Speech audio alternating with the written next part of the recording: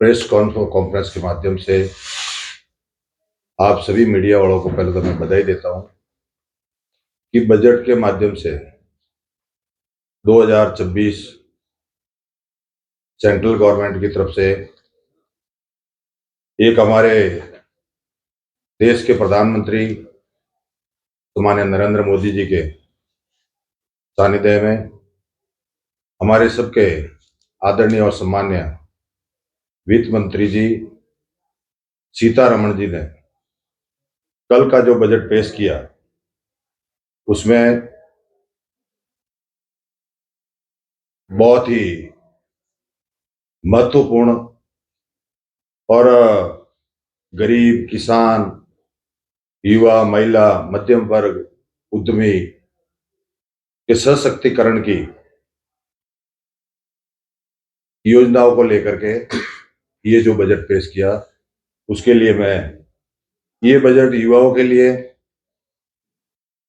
युवाओं के सपनों को उड़ान देने वाला और किसानों के विश्वास को मजबूत करने वाला ये जो बजट दिया है, महिलाओं को आत्मनिर्भर बनाने के लिए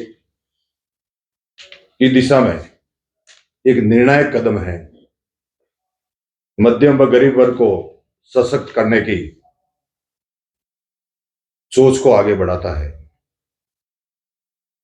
बजट 2026-27 इतिहास में उस बजट के रूप में याद किया जाएगा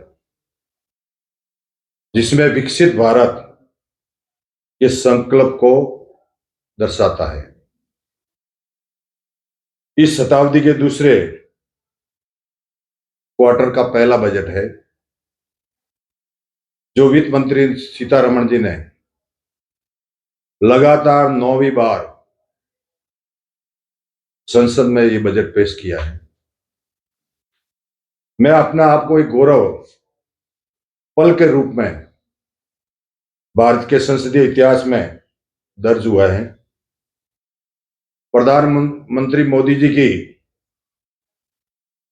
बार बार कहते हैं कि महिलाएं केवल लाभार्थी नहीं बल्कि भारत की ग्रोथ इंजन है।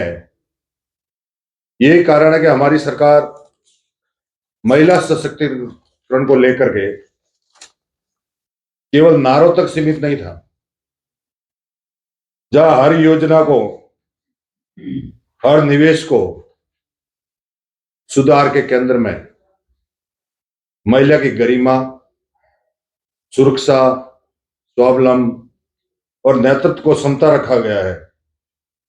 हमारी सरकार की पहचान है रिफॉर्म, परफॉर्म और ट्रांसफॉर्म। आज हम गर्व से कह सकते हैं कि भारत अब केवल सुधार के केंद्र में सुधारों की चर्चा नहीं करता बल्कि रिफॉर्म एक्सप्रेस पर सवार होकर के तेज गति से आगे बढ़ रहा है। इस रिफॉर्म एक्सप्रेस का सबसे मजबूत इंजन नारी शक्ति है। बजट 2026 में महिला सशक्तिकरण के लिए जो रोड मैप बना है, जो रोड मैप प्रस्तुत किया गया है, वो एक सामाजिक न्याय, आगे बढ़कर आर्थिक भागीदारी, तकनीकी नेतृत्व और वैश्विक प्रतिस्पर्धा तक महिलाओं की भूमिका को विस्तार देता है। यह हमारे लिए बहुत ही बड़ा सौभाग्य की बात है कि आज युवाओं के लिए अवसर सृजन करना हमारी सरकार की प्राथमिकता है। इसमें युवाओं को भूमिका केंद्रीय है। Skill India, digital India, artificial intelligence, robotics, green technology में युवाओं को प्रशिक्षण कर भारत भविष्य की नौकरियों के लिए तैयार करना है। हमारा मानना है कि ये केवल ये बजट नहीं बल्कि विकसित भारत, आत्मनिर्भर भारत की संकल्पना के साकार करने वाला विजन है। ये विजन न केवल अर्थव्यवस्था को गति देने पर केंद्रित है, बल्कि गरीब, किसान, युवा, महिला, मध्यम वर्ग के सशक्तिकरण के लिए भी केंद्रित है। इस लक्ष्य को पूर्ण करने में एक प्रगतिशील, दूरगामी, प्रभावकारी बजट प्रस्तुत किया गया है।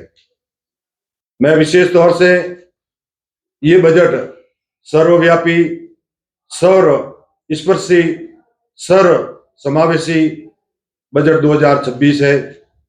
इस बजट को देखकर निश्चित तौर पर कहा जा सकता है कि ज्ञान यानी जी यानी गरीब, वाई यानी युवा, ए यानी अन्नदाता और एन यानी नारी शक्ति को आत्मनिर्भर बनाने के लिए प्रधानमंत्री जी मोदी जी की जो सरकार समर्पित है, उसके लिए उनको तहे दिल से अभिनंदन करता हूं। मैं मध्यम वर्ग को बजट में बहुत बड़ी राहत मिली। स्वास्थ्य के खर्च को कम करने के लिए सरकार ने दवाओं पर लगने वाले शुल्क में कटौती की। कैंसर की 17 जीवन रक्षक दवाओं पर सीमा शुल्क शून्य और कम किया है। मिडिल क्लास परिवारों को गुणवत्तापूर्ण इलाज देने के लिए बायोफार्मा आयुष केंद्रों के लिए 10,000 करोड़ का फंड आवंटित किया है, ताकि आने वाले समय में लोगों को मेडिसिन की भी अच्छी सुविधा मिले। विशेष तौर से अब कम व शून्य टीडीएस सर्टिफिकेट के लिए अफसर के पास आवेदन करने के लिए जरूरत नहीं पड़ेगी। एक ऑटोमेटिक नियम आधारित सिस्टम तैयार किया जाएगा। इसमें मध्यम वर्ग के लोगों को भी काफी लाभ मिलेगा। एलआरएस के तहत मिडिल क्लास परिवारों के लिए विदेश में घूमना व बच्चों को बाहर पढ़ाना सस्ता होगा। विदेश यात्रा के टूर पैकेज पर टीसीएस को 5% से घटाकर 2% कर दिया है। इससे माता पिता की जेब पर पड़ने वाला आर्थिक बोझ कम होगा। मैं उसके लिए तहे दिल से उनका बधाई भी देता हूं और धन्यवाद भी देता हूं। आज युवाओं के कौशल विकास के लिए, रोजगार के लिए बजट के व्यापक अवसर है। शिक्षा से रोजगार व स्थायी समिति का गठन, 15,000 माध्यमिक विद्यालय व 500 महाविद्यालयों में एवीजीसी कंटेक्ट क्रिएटर लैब की स्थापना की जाएगी, जो एक सकारात्मक सोच को बढ़ावा दे रही है। पर्यटन क्षेत्र में IIM के सहयोग से 10,000 गाइडों के कौशल उन्नयन और खेलो इंडिया मिशन के माध्यम से अगले दशक खेल क्षेत्र में बदलाव लाने का जो लक्ष्य युवाओं को नई दिशा देगा। MSME ग्रोथ फंड के लिए 10,000 करोड़ का आवंटन युवा उद्यमियों को सबल प्रदान करेगा। युवा भारत के सेवा के क्षेत्र में शिक्षा के माध्यम से रोजगार अवसर बढ़ाने के लिए एक उच्चाधिकारी प्राप्त स्थायी समिति बनाई जाएगी। इस समिति का लक्ष्य 2047 तक सेवा क्षेत्र में 10% की वैश्विक हिस्सेदारी हासिल कर देश को अग्रणी बनाया जाएगा। महिला सशक्तिकरण के लिए महिलाओं की सुविधा, सुरक्षा, कौशल विकास को प्राथमिकता देते हुए बजट में एक महत्वपूर्ण कदम उठाए गए हैं। VGF पूंजीगत सहायता के माध्यम से देश के प्रत्येक जिले में एक महिला छात्रावास की स्थापना का प्रस्ताव है। इसके लिए लगभग 10,000 करोड़ का प्रावधान किया गया है। इससे छात्राओं को सुरक्षित आवास मिल सके। महिलाओं के रोजगार के अवसर बढ़ाना है तो 1.5 लाख देखभाल सेवा प्रदाताओं और 1 लाख समृद्ध स्वास्थ्य पेशेवरों को परीक्षण करने का लक्ष्य रखा गया है। साथ ही सबका साथ सबका विकास के दृष्टिकोण के तहत साधनों और अवसरों तक उसकी पहुंच सुनिश्चित करने पर जोर दिया जाएगा। महिला उद्यमियों को बढ़ावा देने के लिए एक महत्वपूर्ण कदम उठाए गए। महिला नेतृत्व वाले उद्यमों के विशेष रूप से जिसमें लखपति दीदी पर आधारित सामूहिक स्व सहायता समूह उद्यम समाज स्थापित करने का प्रावधान है। इसमें महिलाओं को क्रेडिट, लिक्विड आजीविका से उद्यम स्वामित्व की जाने का मदद मिलेगी। मैं विशेष तौर से आज महिलाओं के क्षेत्र के लिए 10,000 करोड़ का ग्रोथ फंड घोषित किया गया है, जो महिलाओं के लिए इक्विटी सपोर्ट प्रदान करे। देखा जाए तो पहली बार उद्यमी महिलाओं के लिए टर्म लोन मेंटरशिप का विस्तार किया गया। लखपति दीदी योजना की सफलता को देखते हुए केंद्र सरकार ने महिलाओं के लिए शुरू हुई एक योजना को आगे बढ़ाने का फैसला लिया है। योजना के तहत महिला को आजीविका से बढ़ाकर बिजनेस वुमन बनाने की ओर बढ़ाया जाएगा। इसके लिए कई तरह की पहले ही शुरुआत की जाएगी ताकि वे उद्यमी की भूमिका में आए। रोजगार के नए अवसर प्रदान करने के लिए रोजगार बजट 2026 में हेल्थ केयर सिस्टम की मजबूती को ऐलान किया गया है। इसे लेकर निर्मला सीतारमण जी ने ऐलान किया कि आगामी 5 साल में 1 लाख हेल्थ प्रोफेशनल को जोड़ा जाएगा। 1.5 लाख केयर गिवर्स को ट्रेनिंग देने का भी ऐलान किया। साथ ही राष्ट्रीय मानसिक स्वास्थ्य न्यूरोलाइस संस्थान स्थापित किया जाएगा। सरकार की शिक्षा को रोजगार उद्यम के साथ जोड़ने पर जोर देगी। विकसित भारत का मुख्य चालक सेवा क्षेत्र बढ़ेगा। इसके लिए एक उच्च स्तरीय समिति बनाई जाएगी जो एआई के नई तकनीकों के प्रभाव में आकलन करेगी। एग्रीकल्चर के किसानों की आय में वृद्धि करने के लिए किसान कृषि को आधुनिक बनाने के लिए हर बजट अत्यंत सकारात्मक है। भारत विस्तार नामक बहुभाषीय एआई टूल के माध्यम से कृषि प्रणालियों को तकनीकी से जोड़ा जाएगा। उचित मूल्य वाली खेती को बढ़ावा देने हेतु नारियल, चंदन, काजू जैसी फसलों के लिए विशेष सहायता का प्रावधान किया गया है। साथ ही 2030 तक भारतीय काजू और कोको को प्रीमियम वैश्विक ब्रांड बनाने का लक्ष्य रखा है। इसके अतिरिक्त सरकारी संस्थाओं को पशु चारे और बिनोले की आपूर्ति पर भी कटौती का लाभ देकर कृषि क्षेत्र को मजबूती प्रदान करने का साथ दिया जाएगा। इसमें कृषि क्षेत्र में रेशम, ऊन, जूट जैसे प्राकृतिक फाइबर में आत्मनिर्भर बनाने के लिए लक्ष्य को प्राप्त करने के लिए राष्ट्रीय फाइबर योजना शुरू करने की घोषणा की।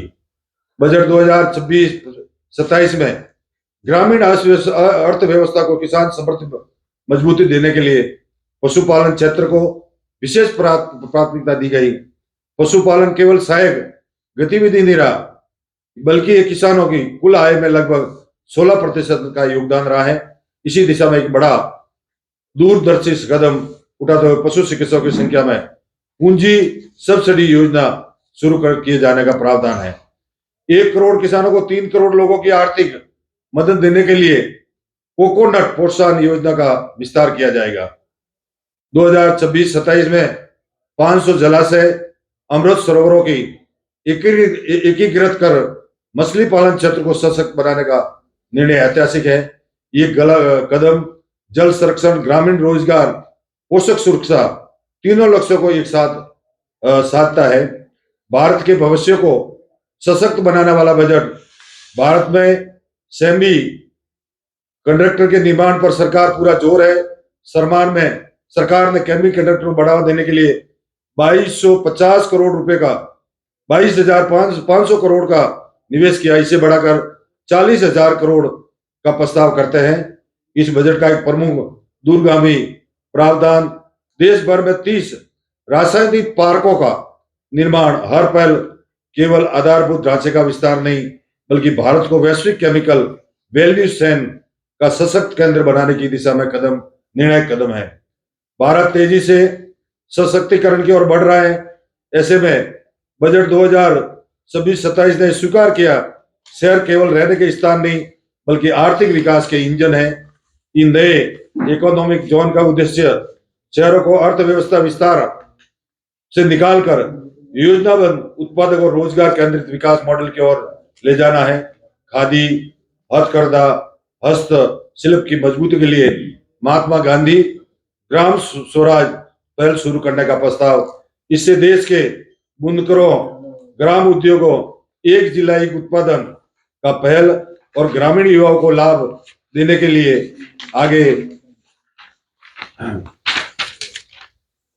आगे बढ़ाने के लिए ये जो कदम उठाए गए। स्वास्थ्य को सशक्त करने वाला बजट, स्वास्थ्य सुरक्षा को सुदृढ़ करने के लिए बायोफार्मा शक्ति के तहत 10,000 करोड़ रुपए का आवंटन और 3 नए NIPIR संस्थाओं का निर्माण भारत की वैश्विक बायोफार्मा केंद्र बनाएगी। मानसिक स्वास्थ्य पर विशेष ध्यान देते हुए उत्तर भारत में निशमहंस की स्थापना रांची व तेजपुर के संस्थानों का उन्नयन किया जाएगा। 17 दवाओं और 17 असाध्य रोगों की दवा पर सीमा शुल्क में छूट। अगले 5 सालों में 1 लाख समृद्ध स्वास्थ्य सेवा पेशेवरों को जोड़ने का लक्ष्य है। स्वास्थ्य सेवाओं को सस्ता और सुलभ बनाएगा। 1000 से अधिक मान्यता प्राप्त इंडिया क्लिनिक ट्रायल्स स्थलों का नेटवर्क बनाया जाएगा। रक्षा व विमान के क्षेत्र में देश की सुरक्षा को आत्मनिर्भर बनाने जाने के लिए रक्षा क्षेत्र में बहुत महत्वपूर्ण घोषणाएं की गई। रक्षा इकाइयों द्वारा